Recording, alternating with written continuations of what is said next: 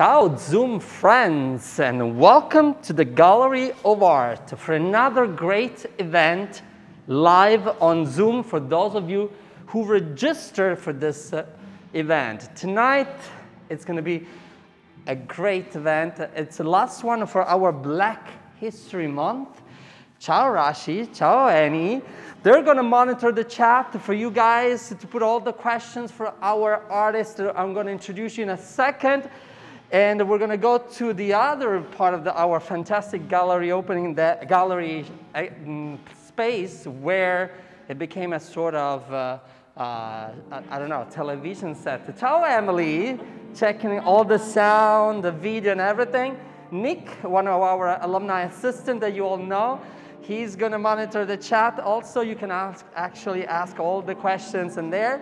And we have a Peyton, one of our work study students I'm going to introduce in a second, and also some guests that we're going to see throughout the event.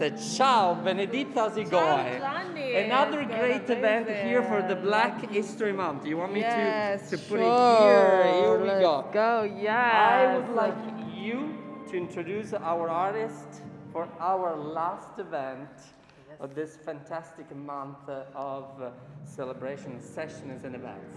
Benedita. Yes, sure. Hi, everyone, and welcome to our second edition of Black History Month at Temple University, Rome. I want to say a big thank you to each one of you that's tuned in. I want to say a big thank you to Temple Rome with our amazing Dean Zankina, and I want to say a special thank you as well to our guests that have participated for Black Lives Matter Rome, to Razzismo Brutta Storia, to so many people that participated, to Charles Bachelor, Tamara Pizzoli, and a special thank you, of course, to my colleagues, Gianni, Emily, Antonio, and our work study students. So thank you so much. So tonight, we are our last event for the second edition of Black History Month, and we're joined by a friend of Temple Rome. We want to call him friend because he came here for the second time. And he was here for our first Black History Month with the series Illustrated Heritage. And he's back with us today for our last event named 2020 Through a Black Artist's Lens. Today we have Pan-African artist, Boris Akeem Aka. Ciao, Boris. Hello. Not taking this? How are you? A little bit awkward, but that's fine. It's the beginning, and we rehearsed this, I think. So I'm good. I'm a little bit stressed because it's the first event we do after maybe a year or not having an event. So it's nice. I'm stressed, but it's fine. It's gonna be good. Yeah. I'm sure Boris has done an amazing work last year, and we know, like you can see it all around this room, and in the back here is doing an amazing work, and right now we're going to see the live performance. What are you going to do for us tonight? I mean, I started thinking about it right now. I didn't want to have something prepared ready. I like to test myself sometimes, so I'm trying to be here on the spot with the stress and trying to make something that has an illustration about this night. That's amazing. Thank you so much. Stay tuned because later on we will have the Q&A session. So please, follow through Boris through his processes, and also don't forget, I have some questions ready for later. Okay, I'll see you in a bit. All right. Let's roll. Can you guys hear me? Hi. I don't even know where to look. Hi, Mom. I'm just always saying hi to Mom. Of course, hi, Dad, but he's traveling right now. Like I said, this is a very important event for me. I'm a little bit stressed because it's been a while. I haven't had any exhibition so far. It's the first one of this year. It was the first one of last year, and I'm going to talk about a story, my story of 2020, and what I come out of 2020.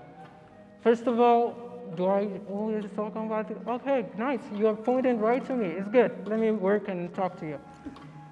As I'm working, I will try to explain this story and have you fully getting immersed into what I did last year. So last year started with me having this event at Temple. I had another exhibition coming up in March, which is Melanin. that project in itself was a project that was supposed to showcase this new approach I wanted to give with my art. That was an art that was more related to who I am and to my story. And it started very well. The event last year was amazing. I talked about my research into my Black roots, and I really felt like the connection was going perfectly with my work, and I was very excited for the year. I also finished my master's. That was really hard, but it went super well. And my dad wanted to give me a surprise and sent me to Sao Tome, where my parents were. Sao Tome is an island in West Africa, and they were working there. My dad works for the UN as well, and my mom. And I went there. The idea was to stay there for 2 weeks, and I ended up being stuck for 6 months. I'll repeat that, 6 months. So basically, I brought my stuff that I had with me for the exhibition because I was preparing an exhibition at the end of March. We're talking about early February. So, at the end of February, sorry. So on the plane back to Rome, and I got to the transit in Lisbon, and I see that flights are over. I went back to Sao Tome and started working on my stuff, trying to keep on going as if the exhibition was going to happen. But the thing is, we ended up canceling the event. With COVID, a lot of us had a lot of problems, a lot of the businesses had a lot of problems, and art was touched as well. Even the Louvre was considering having to, sell the Mona Lisa to sort of the cost of COVID. And this is just one thing that makes you understand that even a museum as big as Louvre had problems during COVID. So I ended up feeling a bit down because I was very excited for this exhibition, and it ended up not happening. But at the end of the day, I always find myself in a position where I always have something to do. I'm never really bored because I always have work. So I made sure I created as much as I could as if, COVID wasn't there.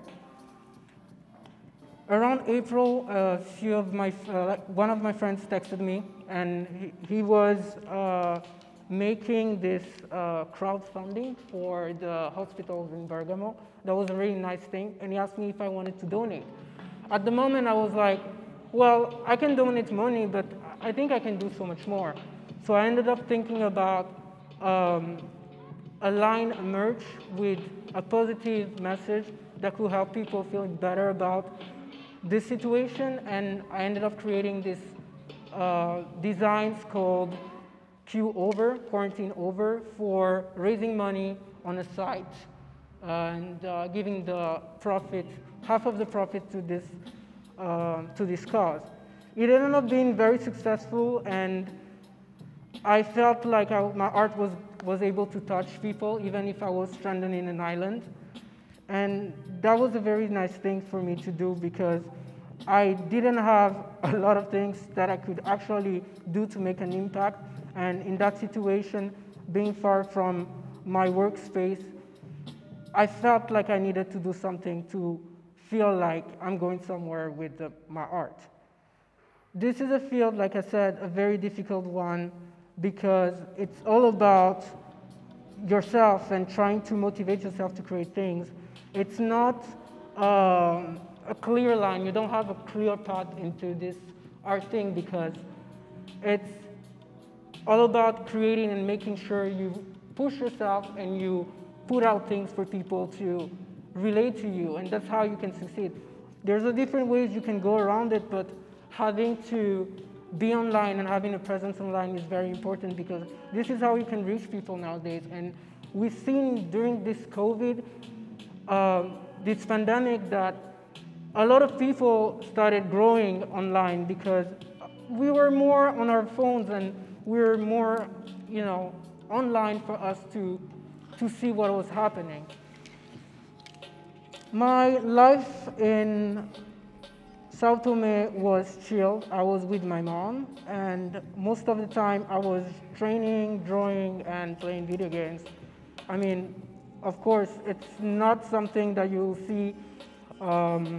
If I was home, I wouldn't have spent that much time chilling, as we can say, because I was basically chilling most of the time. But living in that island, I have to live also with the fact that sometimes electricity will run out. I mean, we're in Africa. This is the situation we go through. Sometimes it will cut out and I'll be off for a few hours, and some days for a few days. It happened that during the event and the murder of George Floyd, I was off internet for 3 days. So when I got into online again, I was flooded with the news, and I felt very, very angry. I think I never felt this much angry about the things that were happening, and it's not the first time something like that happened. I remember in 2014, I did some work about police brutality and how that was affecting me. The I can't breathe, those words and those people that lost lives for just a very normal reason. I mean, for just being who they are, for just looking the way they look. And this is something that I've been living through my life, and I started making works that were more aligned with what I felt I wanted to communicate. And in that moment, it wasn't pity, it wasn't the feeling of sadness, the feeling of anger, but more trying to portray something that was helpful for people, because this is an emotion that I wanted to get out. I do most of my work to help myself, and by doing that, I help also who watch my works and who ends up finding it interesting.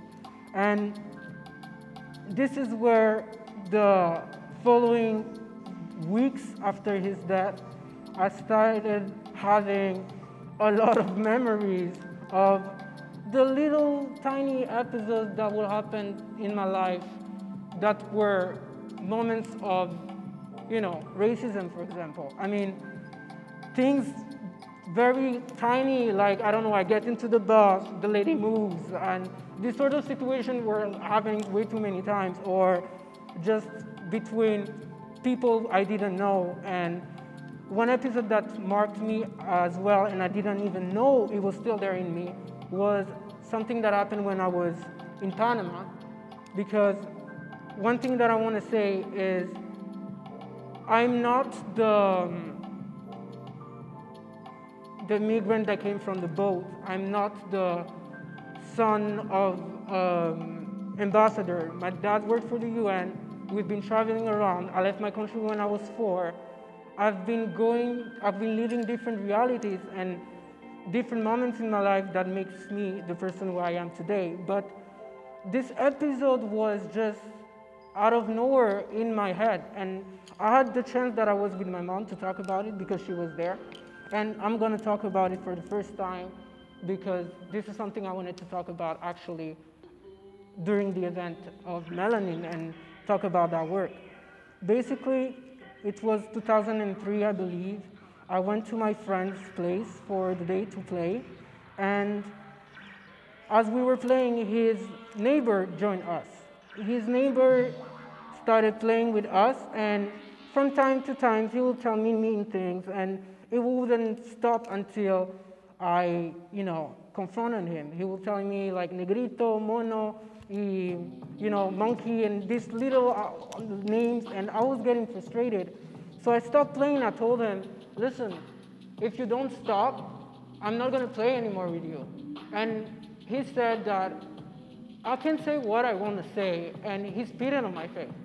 At that moment, my friend called his mom, and his mom came and told him to leave.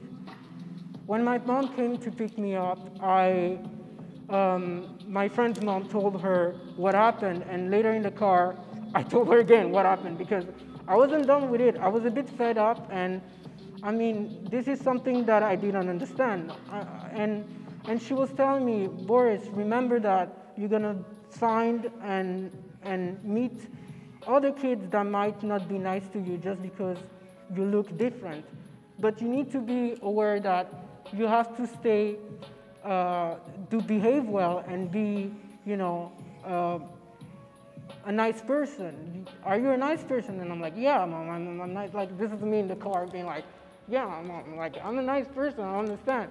And she was telling me how, as I was remembering her that thing in Sao Tome, because she was with me, she said, she added that she was happy that that event didn't stop me from making friends and growing like a normal kid. I mean, there's so many other episodes that I could talk about like this, very like tiny ones from when I was a little kid till maybe like last week, because things happen all the time and they're minor, but you start by being confused and then you end up understanding, and then also you end up being angry to the point where maybe today I don't really give that much weight, and I make sure I don't get disrespected as much as I can.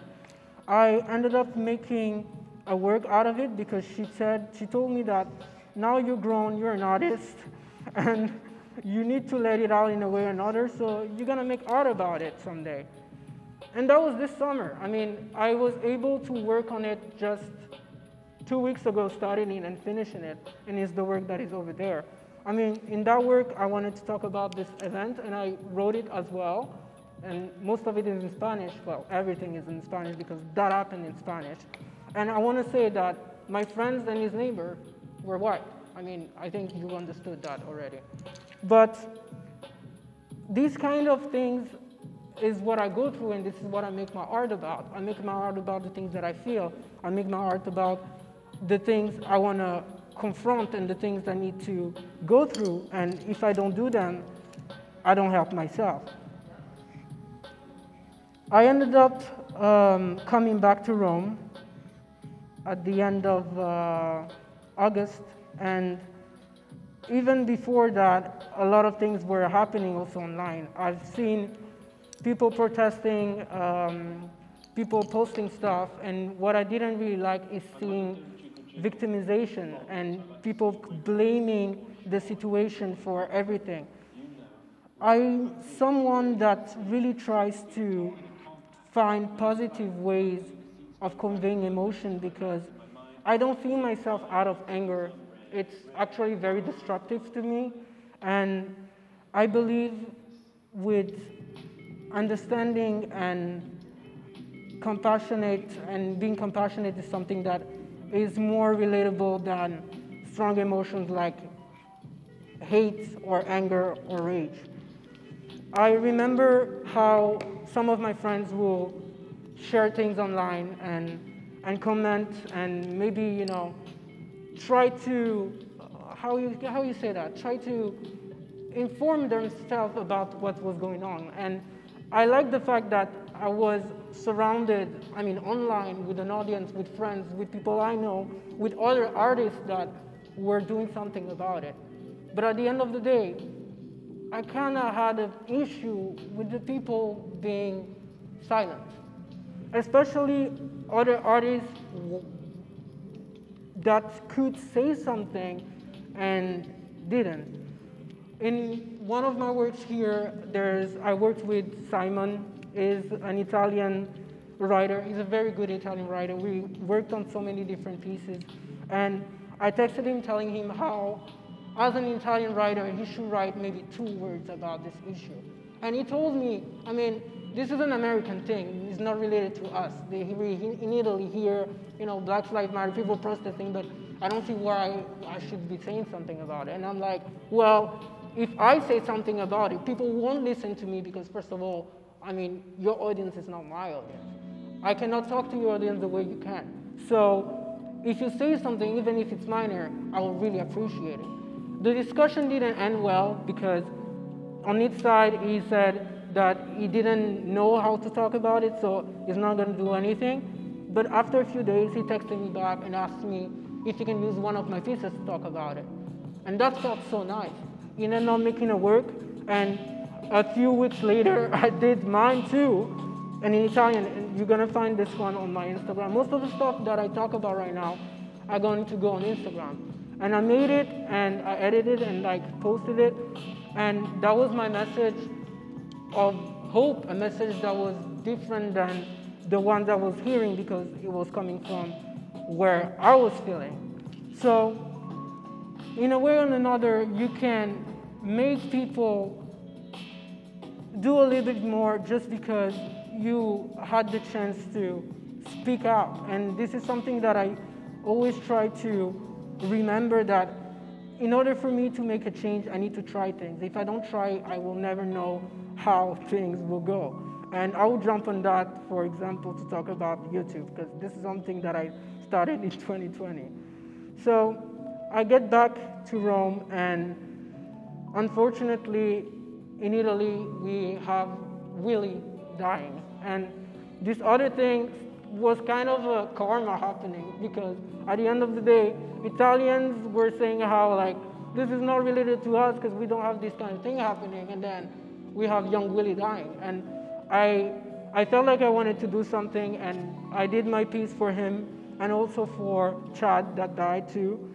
And it was a little angel, black angel, that I wanted to show my feelings towards it. And if you go check the words, you're gonna understand what is the message behind this one as well. I like to have these ones here because this is how I make stuff.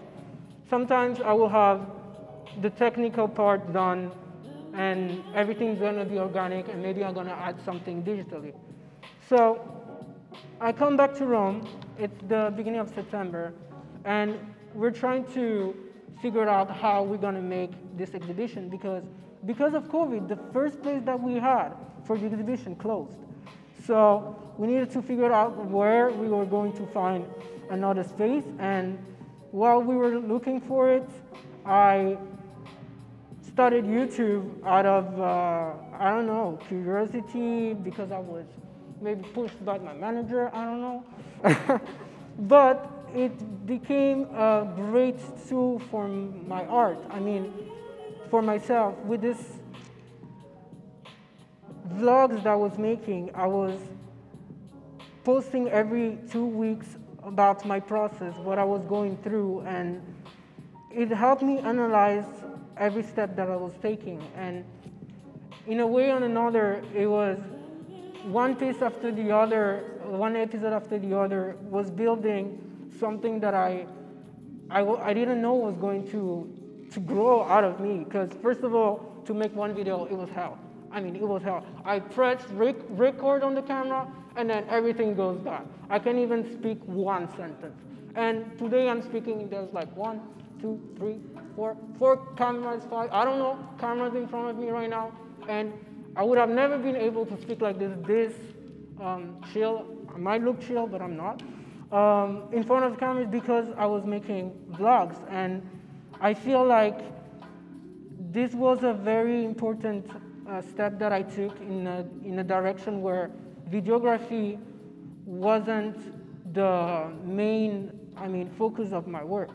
And now today I'm able to do more videos, and I'm including them almost in everything that I do, and it's nice and it's fun. I ended up canceling my exhibition because of, again, COVID and how I felt. A few days before the decree, we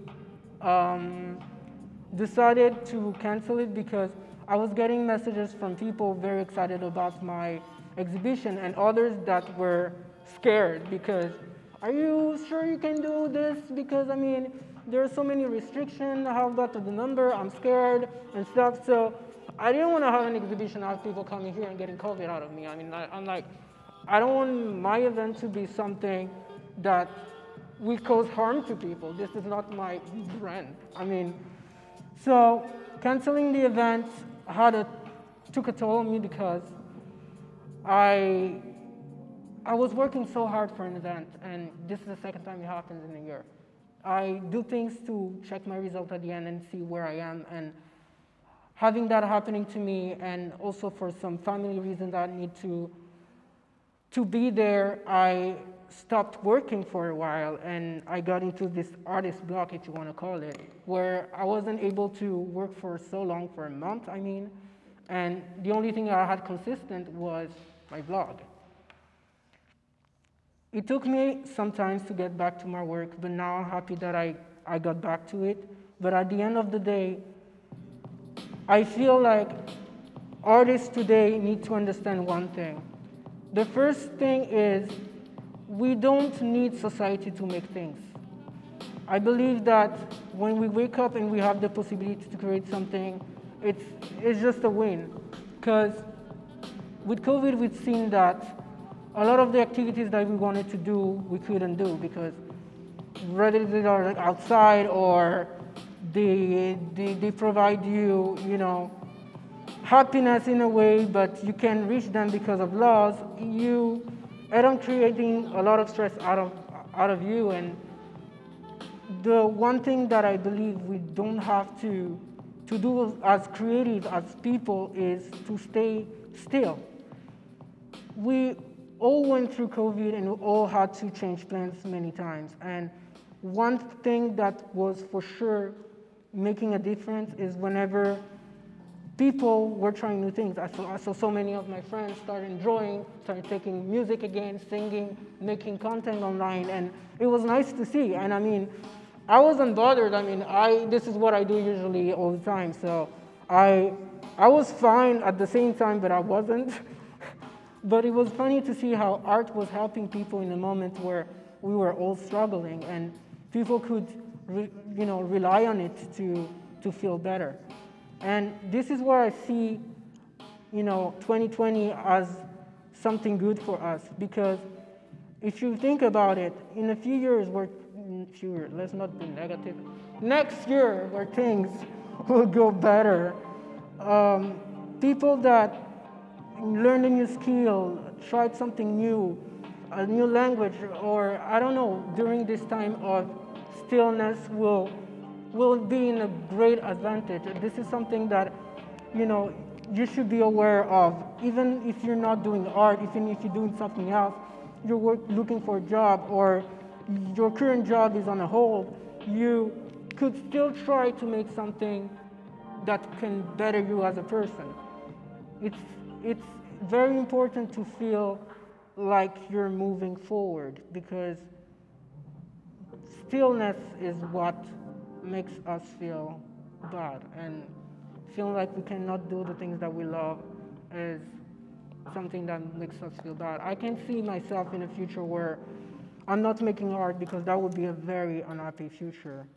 And 2020 is a very good teacher and a very bad teacher at the same time, if you want to listen to the bad advices it gives you. But we all need some sort of therapy in 2020, and for me it was my art, and I believe in working on your mental health, working on the stuff that makes you better as a person, and trying to communicate a positive message to the people that surround you. So, yeah, this is also, the illustration I'm making right now talks a little bit about this as well in a certain way. It talks more about my speech and this lens thing. I mean, being a kid that started, art and is still trying to go somewhere with it is amazing, because if I stopped somewhere today, I wouldn't be here talking to you. I wouldn't have people believing in me. I wouldn't have all the nice messages that I got throughout the years. I wouldn't feel like my parents are proud of what I do. And if I stop someday, that would be the day I die. So yeah. This is 2020 for my Black artist.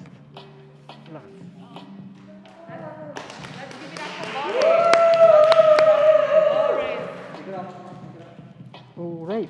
Sorry. There you go. Let's give it up for Boris. One more round of applause, please. In the room. Come on, let's go. Let's give it up for Boris. That's some great work for us. Can you tell us a little bit more about what you did for us today? Okay, so it was really hard to speak and try to make this a done piece, but I wouldn't touch it too much, because I feel like this is exactly how it went, and it doesn't need to move.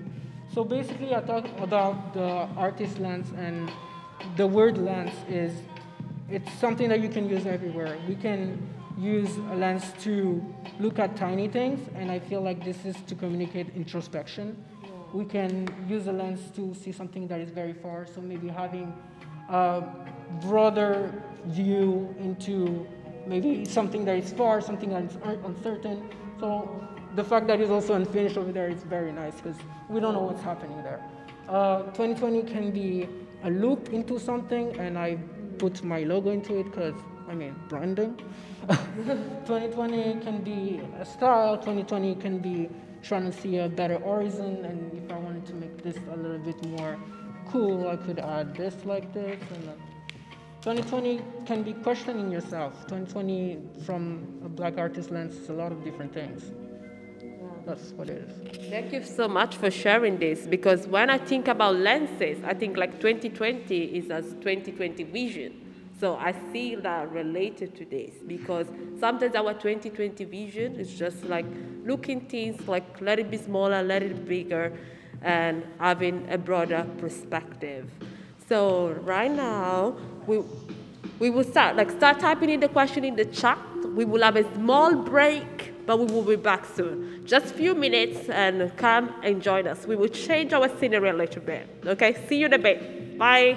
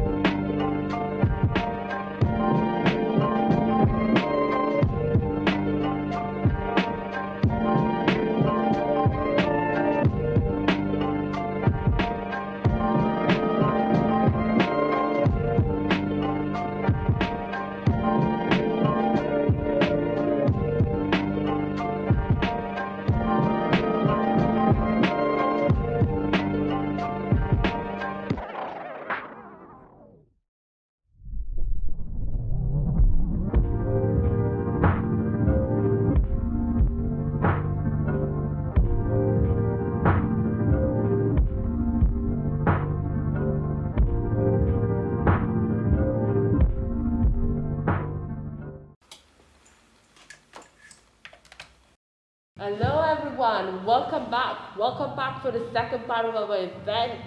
This is the Q&A questions. I really hope you're ready with those questions. I will start with a couple of questions for Boris, and then we will open up to the public. We'll have here Roshi, Nick, and Peyton that will help us with the question as well. So we'll start with our question for the artist, Boris Akeem Aka. You're Pan-Africanist, and we will start with how's the year, although you spoke about it already, but we'll go a little bit more into detail. So how's the year 2020 has impacted your work and vision as a Black artist? I believe the most challenging thing was keep it consistent, the consistency, because I had a lot of struggle having to fight with the things that I normally do and that I can't. I believe I changed a lot the approach with my art, because it was very important to try to be on most of the platforms and try to reach out and being as productive as I could, because like I said, I make my work to help myself, and in the moment of struggle, I need to understand how to navigate through it, and using art during 2020 was something that was very powerful and very helpful for myself. I see how everything's going to change now. Maybe having an exhibition like this can be very different. I can try to find a different kind of approach. I saw during one of these events having this art displayed on a 3D. That was very nice, and I don't know if I said it, but the guests that you had were amazing. I watched all of them. Go on YouTube and check everything, because it's worth it. This whole month was really done properly. Thank you so much, Boris. Please don't forget to look at as I mentioned, like our YouTube page, Temple University Rome, to check all the events that you may have missed for Black History Month. And our second question for you, so like you define yourself as a Pan-Africanist artist. So why is it important to connect to the different experiences between the Black diaspora from the US, we have a US campus, to Italy, but also why is it important as well to connect to the continent of Africa, especially as a diaspora? I feel like this is who I am. I mean, I'm first of all a Black man before being a Black artist, and I'm Ivorian. I lived here for more than 18 years.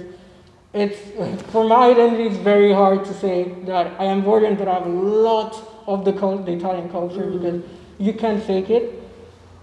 So making art and trying to live my life with the stuff that I live is taking into consideration that America has a big role in the world right now. And mostly negative, I have to say it, mostly negative.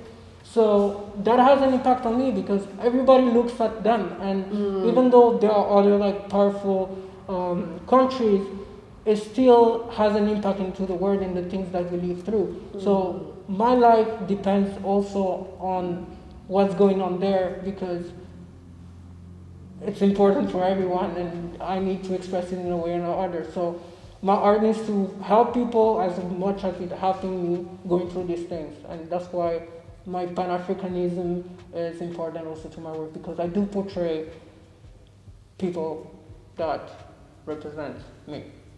Absolutely. Thank you so much. I like how you connected the influence, especially oftentimes. Sometimes we can miss the interconnectedness that is present, I feel, especially for our students coming to the US.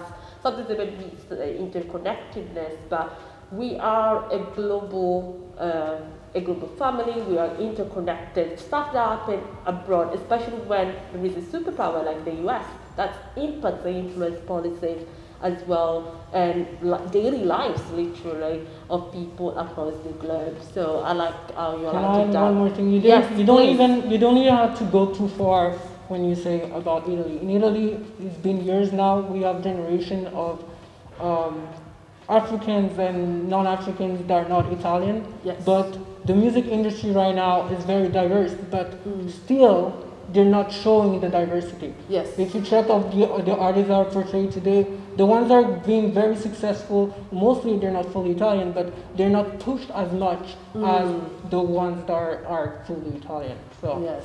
So we can see definitely the biases between like the arts, and oftentimes as well, like I would say probably a proximity. Oftentimes the artists that are pushed are the one, like I would say, like that have more proximity with the Italianness, the idea of the Mediterranean Italian, I would say. So definitely, I think that's also important to highlight. So my last question for you, and then we'll open up to the public. Please don't forget to type in the chat. So, can you share with us a little bit more about the importance of representing Black stories and Black bodies for you, especially how to not make the Black experience only about pain, but also make it about celebration on a daily? This is what I do with my work. I think my work doesn't come from a place of pity. Doesn't come from a place of, oh, look at me, I'm so, I accept pity.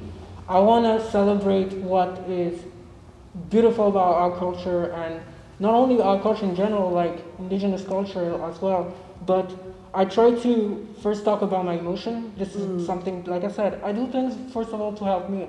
So I'm not going to jump into political matters and stuff that is not about how I feel until I feel it.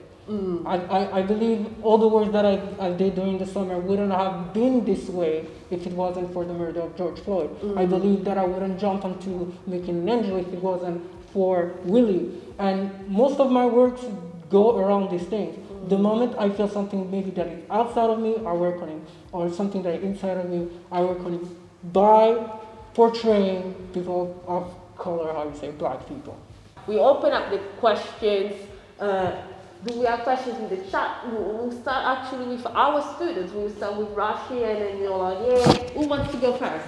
So my name's Rashi, and my question for you is, what's the best piece of advice that you were given in terms of your art, and what advice would you give to other artists who want to use their work as a form of activism? Don't keep your stuff in your sketchbook. This is one, but I want to be honest. I want to really think about this really, because I don't want to give up a sloppy answer. Ask for help. I remember being on at Pietro Rufo's studio, an Italian artist, and I say hi to him if he ever sees this. And I was doing a lot of work with the bisturi. I'm really bad at cutting. My hands they get hurt. So I was doing this work that was very hard for me, and I wasn't as advanced as the other people in the room. And instead of asking for help, I tried to make it myself, and I ruined it. He got very angry at me, and he told me how, like, there was everyone here in the studio, you could have asked for help. I didn't want to show that I wasn't able to, but at the same time, it would have been better. So I think asking for help is something that is very underestimated, because you look like, you know, you're not good at something, but on the big scale, you can just be better by knowing what's going to be wrong if you don't ask for it. The second advice is, the second question was? What advice would you give to other artists who want to use their work? What advice would I give to artists who want to use their work for activism? Speak how you feel. I feel that this is the first thing. I mean, you don't need to look for, you don't need to do all that research to be able to express how you feel. This is the first thing that comes inside you. If you feel anger, if you feel pain, if you feel happiness, this is something that needs to convey first. Know how to make art that you like. That's how you be active. That's how you can get things. I just wanted to know if you had like a favorite piece, or if like you try not to like pick amongst your art. There's a few ones that I liked, but one was this piece I made because I needed to illustrate this moment of break that I take in August. And those kind of pieces to illustrate a moment of my life, a moment of decision, are the ones that I prefer the most. But usually, when I make a drawing, I just put it away. I mean, for me, I have fun making it. Whenever it's done, it's stored. My works don't have a life after I finish them unless someone to buy them. Whenever it's somewhere on a wall, a nice wall, it leaves. But when it's on my place, it just gets stored. Because I don't want to get too much into what I did from the past, because you get too much stuck into what you've been done in the past and you don't see yourself growing. If you put space between you and your work, you get to grow faster. So yeah. Hello, I'm Peyton, but I have a question from the chat. Somebody said, when did you start making merchandise and where can we purchase those cool hoodies? I started making merch around 2 years ago, actually, with the hoodies. I had like a lot of the designs that I made in 2019 was one in particular with the red hoodie that went very well. I made one last year, and around November, there's gonna be the third one as well. And there's my links over there. You have my Redbubble. You do have my Instagram where you can go check also the work that you prefer, and you can tell me, just reach out and tell me what you want. I mean, hoodies are there, stickers are there, mugs, like, there's a lot of different things. You just ask me what you want and you're gonna get it. International shipping too. Okay, so Ludovica would like to know, what was the event that impacted your art the most and why? Ludovica, ciao Ludo. I think I have to say my grandma, because this is the person that made me start art. I mean, I said about it last event, but I have to say it again. I mean, I was a very not distracted, but a kid. I was a normal kid, I'm not crazy, but I was touching things around and messing up, and I remember that day she was there, and she got fed up with me, and she told me to sit down on the table. She brought some papers and crayons and stuff, and she started making something, and she left me there. I started doing things, and I think this is the event that impacted the most my art, because this is exactly how I started drawing. Because I got excited about, I make a line, and a line comes out, I change a color, if a color goes on another color, something happens over there. I mean, that was the most exciting thing, and still today I'm doing it. So this is the biggest event of my art. All right, Renee would like to know which piece of yours is the most meaningful for you personally. Those are very hard questions, actually. I don't have one piece. I don't have that one piece. I know there are pieces. Yeah, I have a couple of ones, but I cannot mention them because I'll have to point to you which one is. It's none of these ones. I love all of these ones because they mean everything to me. I mean, those are different moments, those are different feelings I wanted to create, those are different aesthetic I wanted to show. It's very hard for me to pick one because it's not like food. It's not like food. I can't be attached with my work. If I'm attached with one, I'm gonna keep on making the same one. How does it work? I mean, I don't understand. Maybe other artists have their favorite piece, but I cannot have one. My favorite piece is the one I still have to make. Okay, another question from Ludovica. Which of these beautiful pieces exhibited here now are on sale, and where can we find them? Well, all of them are for sale.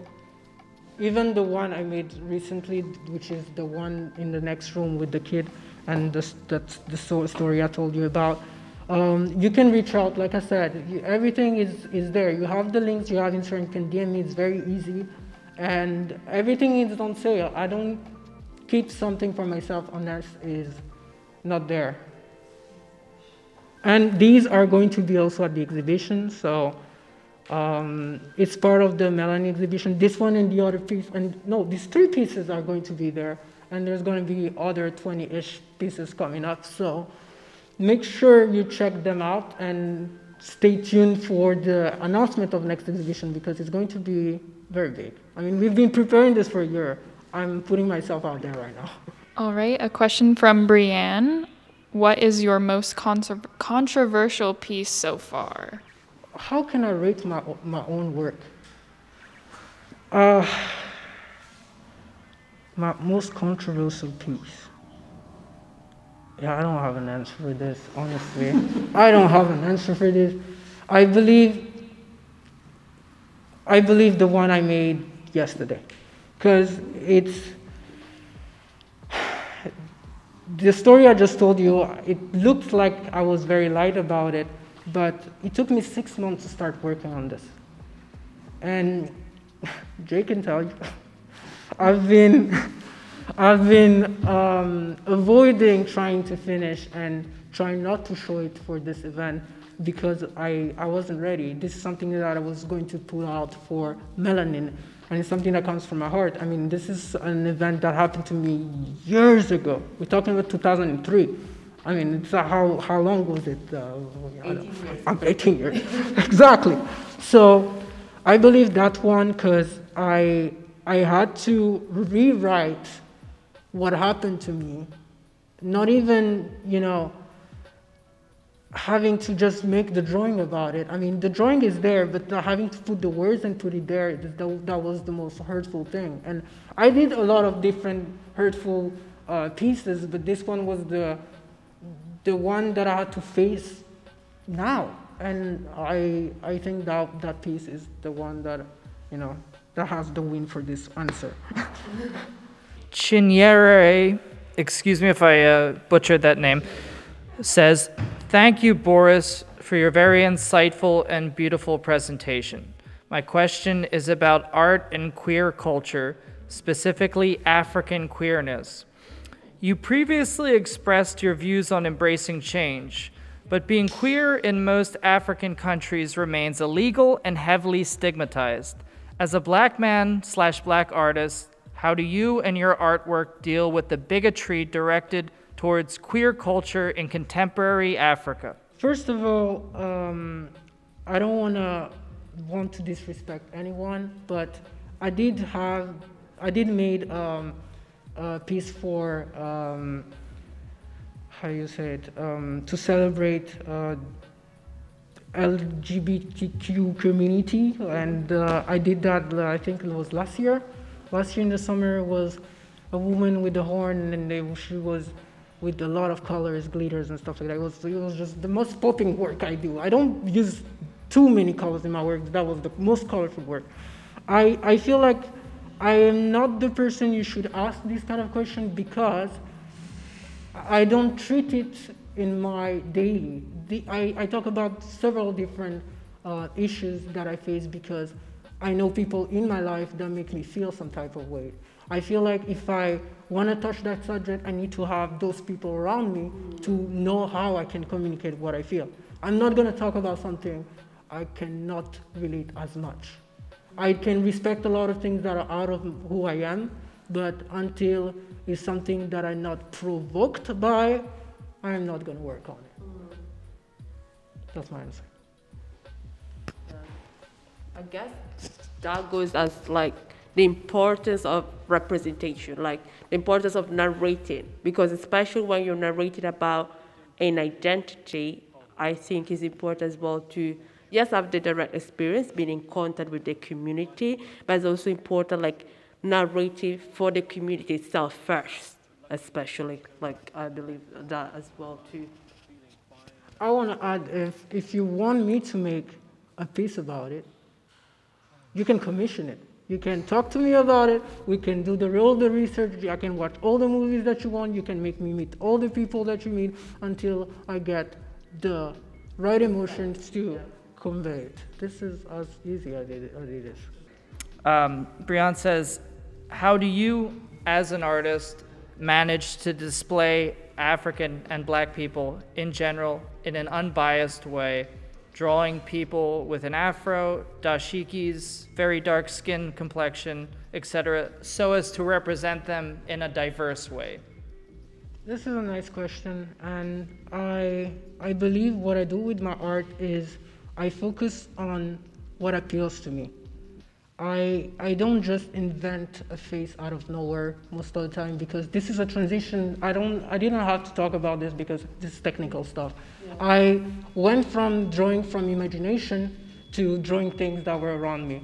So to make that switch was easy for me because I'm using only pictures that I appeal to, things that I like, photographers that I work with, photographers that I love, models that I like, or just some random people if they're not my friends. So I believe the people that I portray is my vision of the things that I like. I'm not trying to set a general point of view of it. Also, I think, like, I don't know, when I think about bias, I feel like we all carry biases as well. So definitely, like, you're bringing your lens of someone that an Ivorian artist who's a Pan-Africanist who has been raised in Italy for most of his life. So I think there is always, to a certain extent, a bias. Like, I also bring my bias as someone born and raised in Italy between cultures. So I think there is always, like, I feel a bias even for artists. So I think there is ways for which we represent people, but I feel we all carry our own biases, and we have to check if our biases actually do give an unrealistic perspective about people, or also like demonize those people or uplift those people. So I think like biases are always present between cultures. Do we have more questions? One more. No? No more? That's it? That's it. Okay. Okay, no more questions. So thank you so much for tuning in tonight, for joining us for our last event for the second edition of Black History Month. I want to remind you that you can check all the events, and also these events will be recorded. We're going around for the thank yous. Thank you, Emily, always helping us behind the scene and with the marketing. Thank you to our envoyees, Rashi and Nyolaye, that are doing amazing work. We want to thank, give the names in there. Jane for being here. Like, we're gonna thank Peyton for helping us with the question, one of our work study students. Thank you so much. We want to thank Nick. Thank you so much, Nick, one of our Lumina assistants. We want to thank Helen, that she's been helping a lot, like Boris with his work. Antonio, like, I don't know, is he Aiden? Okay, it's Aiden, but thank you, Antonio, for the tech support. We want to thank Boris, of course, for being with us for a second time. We really appreciate your work. And let's give you another round of applause, please, like, for his incredible insight.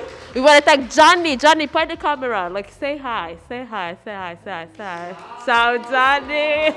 Thank you, Johnny, so much for the support for the students' event. And I want to thank everybody here, and thank you so much for tuning in.